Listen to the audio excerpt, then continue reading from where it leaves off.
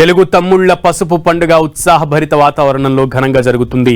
ఏలూరు జిల్లా దెందులూరు నియోజకవర్గంలో నాయకులు కార్యకర్తలు పెద్ద ఎత్తున పాల్గొని పార్టీ అధినేత చంద్రబాబు నాయుడు సూచనలు సలహాలను డిజిటల్ స్క్రీన్స్ ద్వారా వీక్షించి సంతోషం వ్యక్తం చేశారు. దెందులూరు నియోజకవర్గంలో జరిగిన మహానాడు కార్యక్రమంలో ఎమ్మెల్యే చింతమనేని పాల్గొని నాయకులను కార్యకర్తలను ఉత్సాహపరిచారు. రానున్న రోజుల్లో తెలుగు తమ్ముళ్ల ఉత్సాహం ఇదే విధంగా కొనసాగుతూ స్థానిక సంస్థల్లో విజయం సాధించి తీరుతామని చెబుతున్న ఎమ్మెల్యే చింతమనేని ప్రభాకర్తో మా correspondent Srinivas face to face.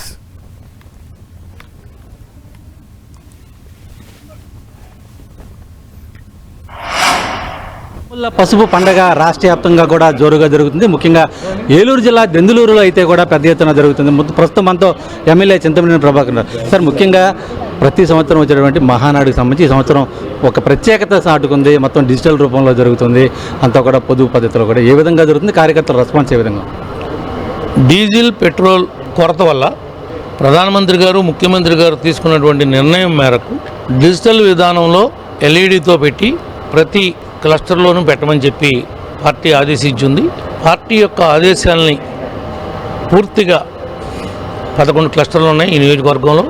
11 చోట్ల ప్రతి బూత్ లెవెల్ నుంచి ప్రతి కార్యకర్తని, కేఎస్ఎస్ని, బ్యాంక్ అధ్యక్షులు, పార్టీ అధ్యక్షులు, సెక్రటరీలు, వివిధ హోదాల్లో క్లస్టర్ ఇన్ఛార్జీలు, యూనిట్ ఇన్ఛార్జీలు అందరూ కూడా పాల్గొని మహిళలతో సహా ఈ యొక్క ప్రోగ్రామ్ని, ఈ మహానాడిని విజయవంతం చేస్తున్నారు. చాలా సంతోషంగా ఉంది. అది పసుపు పండుగ, మా పండుగ కాబట్టి అందరూ పాల్గొన్నారు. సార్, ప్రత్యేకంగా స్థానిక సంస్థల ఎలక్షన్స్ రాబోతున్నాయి.